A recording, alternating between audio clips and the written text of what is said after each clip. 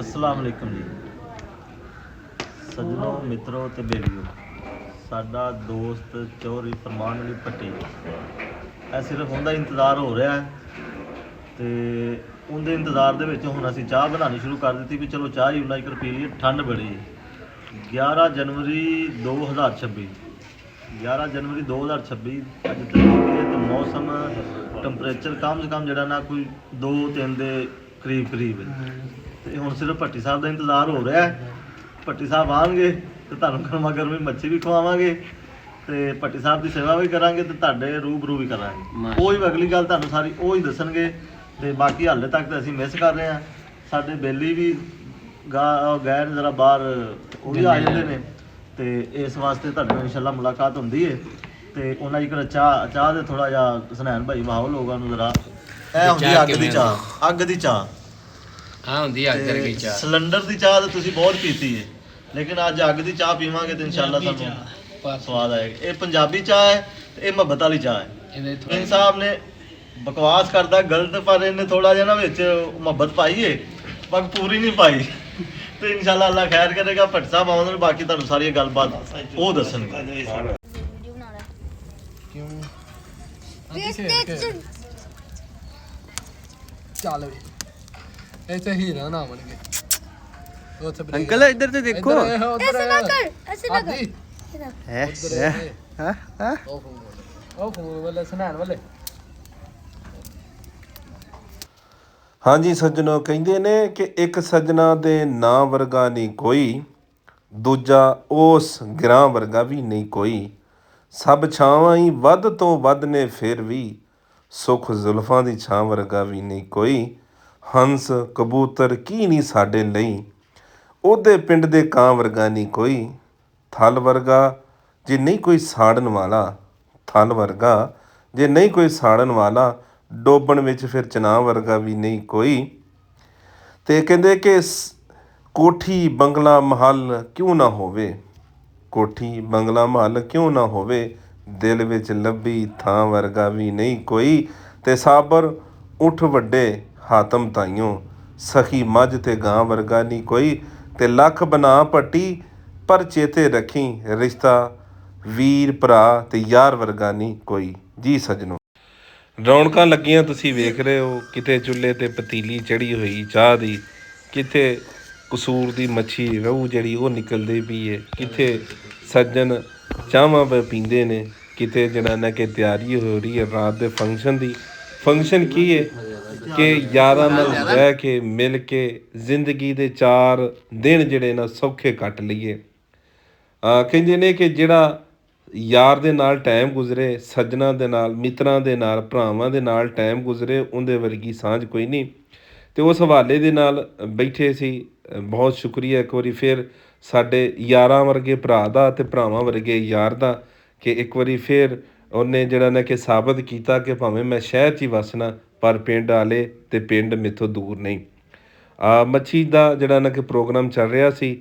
ਤੇ ਲਾ ਕੇ ਲੱਕੜਾਂ ਨੂੰ ਅੱਗ ਪਹਿਲੋਂ ਚਾਹ ਪੀਤੀ ਸੋਹਣੀ ਜੀ ਮਿੱਠੀ ਜੀ ਠੰਡੀ ਜੀ ਤੇ ਗਰਮ ਜੀ ਫਿਰ ਉਸ ਤੋਂ ਬਾਅਦ ਮਸਾਲਾ ਲਾ ਕੇ ਤੇ ਮੱਛੀ ਦੀ ਤਿਆਰੀ ਸ਼ੁਰੂ ਹੋ ਗਈ ਸਾਰੀ ਰਾਤ ਹੀ ਇਹ ਜਿਹੜਾ ਨਾ ਪਿਆਰ ਵਾਲਾ ਪ੍ਰੋਗਰਾਮ ਚੱਲਦਾ ਰਿਹਾ ਨਾਲੋਂ ਨਾਲ ਕੱਢਦੇ ਰਹੇ ਤੇ ਨਾਲੋਂ ਨਾਲ ਖਾਂਦੇ ਰਹੇ ਸਾਡੇ ਭਨੇਵੇਂ ਭਤੀਜੇ ਤੇ ਸਾਡੀਆਂ ਜਿਹੜਾ ਨਾ ਕਿ ਭੈਣਾਂ ਵੀ ਸ਼ਹਿਰੋਂ ਆਈਆਂ ਸਾਰੇ ਵੀਰ ਭਰਾ ਹੀ ਆਏ ਉਹਨਾਂ ਦੇ ਜਿਹੜਾ ਨਾ ਕਿ ਅਸੀਂ ਜਿਹੜਾ ਨਾ ਕਿ ਸ਼ੁਕਰਗੁਜ਼ਾਰ ਹਾਂ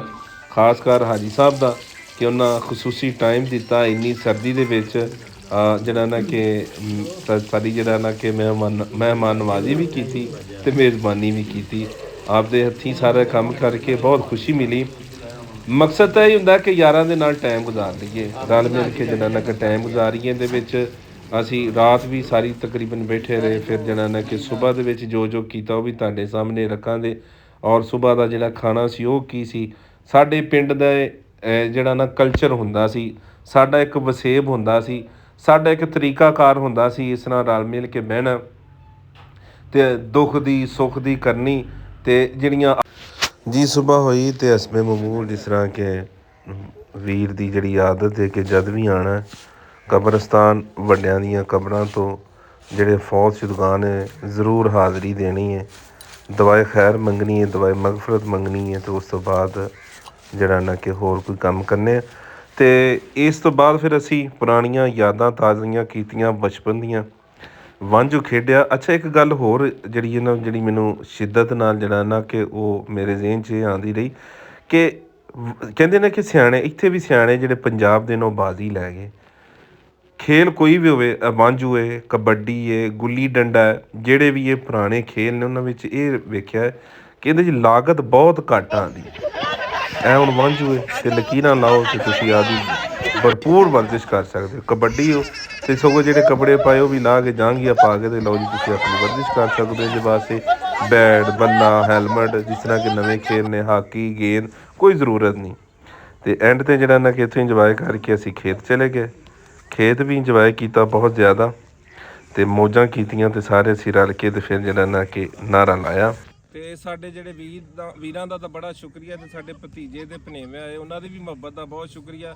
ਕਿ ਅਸੀਂ ਚਾਹੁੰਦੇ ਕਿ ਸਾਡਾ ਪੰਜਾਬ ਜਿਹੜਾ ਹੈ ਨਾ ਉਹ ਸਾਡੇ ਤੋਂ ਦੂਰ ਨਾ ਹੋਵੇ। ਪਿੰਡ ਦਾ ਅਸਲ ਪੰਜਾਬ ਜਿਹੜਾ ਹੈਗਾ ਤਾਂ ਪਿੰਡਾਂ 'ਚ ਹੀ ਰਹਿ ਗਿਆ। ਤੇ ਨਾਅਰਾ ਲਾਈਏ ਫਿਰ ਪੰਜਾਬ ਦਾ ਸਾਰੇ ਰਲ ਕੇ ਕਿ ਪੰਜਾਬ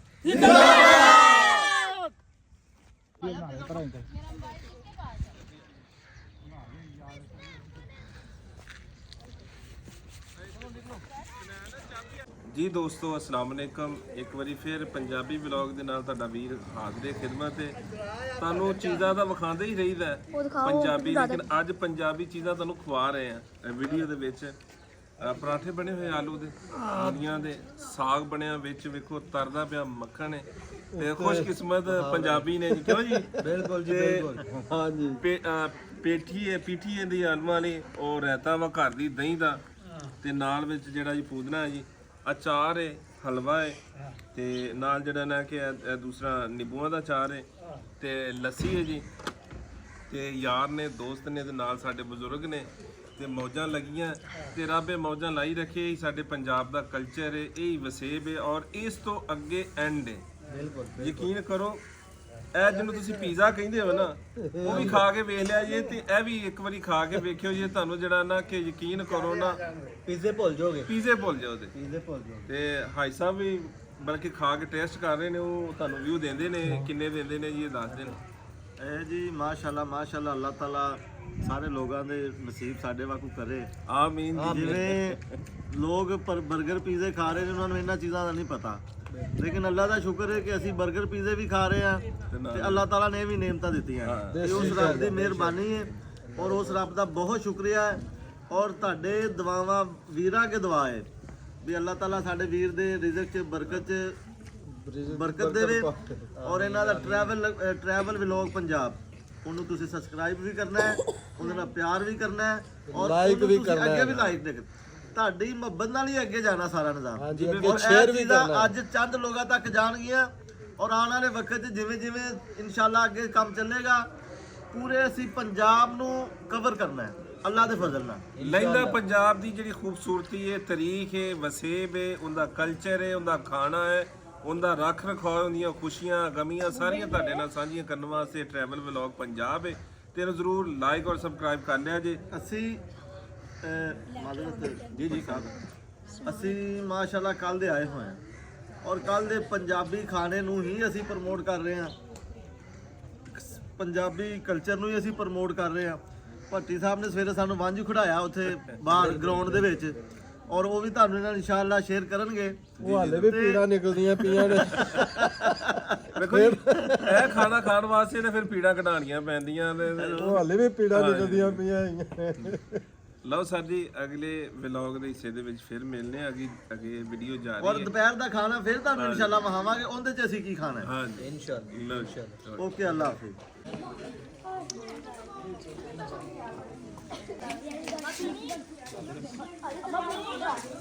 ਜੀ ਦੋਸਤੋ, ਇਹ ਸੀ ਅੱਜ ਦਾ ਵਲੌਗ ਐਂਡ ਤੇ ਸਾਰੇ ਜਿਹੜੇ ਮੇਰੇ ਵੀਰ ਪਿੰਡ ਵਾਲੇ ਉਹਨਾਂ ਦੀ ਵੀ ਮੁਹੱਬਤ ਦਾ ਬਹੁਤ ਸ਼ੁਕਰੀਆ ਕਿ ਉਹਨਾਂ ਸਾਰਾ ਰਾਤ ਵੀ ਟਾਈਮ ਦਿੱਤਾ, ਦਿਨ ਵੀ। ਅੱਜ ਇਸ਼ਫਾਕ ਸਾਹਿਬ ਔਰ ਬਾਕੀ ਵੀ ਜਿਹੜੇ ਖਾਸ ਕਰ ਮੇਰ ਅਮੀਨ ਸਾਹਿਬ ਨੇ, ਉਹਨਾਂ ਦੀ ਵੀ ਮੁਹੱਬਤ ਦਾ ਬਹੁਤ ਸ਼ੁਕਰੀਆ। ਤੇ ਇੱਥੇ ਅੱਜ ਦਾ ਵਲੌਗ ਖਤਮ ਹੁੰਦਾ। ਟਰੈਵਲ ਵਲੌਗ ਪੰਜਾਬ ਦੀ ਕਲਚਰ ਦੇ ਹਵਾਲੇ ਦੇ ਨਾਲ, ਤਹਿਜ਼ੀਬ ਦੇ ਨਾਲ ਤੁਹਾਡੇ ਨਾਲ ਗੱਲਬਾਤ ਕੀਤੀ। ਉਮੀਦ ਹੈ ਤੁਹਾਨੂੰ ਪਸੰਦ ਆਇਆ ਹੋਗਾ। ਅਗਰ ਪਸੰਦ ਆਇਆ ਹੋਵੇ ਤਾਂ ਟਰੈਵਲ ਵਲੌਗ ਪੰਜਾਬ ਨੂੰ ਜ਼ਰੂਰ ਲਾਈਕ ਸਬਸਕ੍ਰਾਈਬ ਤੇ ਦੂਸਰਿਆਂ ਨਾਲ ਸ਼ੇਅਰ ਵੀ ਕਰਦੇ ਰਹੇ ਤਾਂ ਕਿ ਮੇਰਾ ਵੀ ਹੌਸਲਾ ਵਧਦਾ ਰਹੇ ਤੇ ਇਹ ਜਿਹੀਆਂ ਬਿਹਤਰੀਨ ਕਿਸਮ ਦੀਆਂ ਵੀਡੀਓ ਤੁਹਾਡੇ ਤੱਕ ਲੈਂਦੇ ਆਈਏ ਤੇ ਨਾਰਾ ਲਾਈਏ ਫਿਰ ਪੰਜਾਬ ਦਾ ਅਗਲੀ ਵੀਡੀਓ ਤੱਕ ਲਈ ਕਿ ਪੰਜਾਬ ਜ਼ਿੰਦਾਬਾਦ। ਅੱਲਾ ਬੇਲੀ ਤੇ ਖੁਦਾ ਹਾਫਿਜ਼ ਸਭ ਦੋਸਤਾਂ ਦਾ। ਅੱਲਾ ਹਾਫਿਜ਼।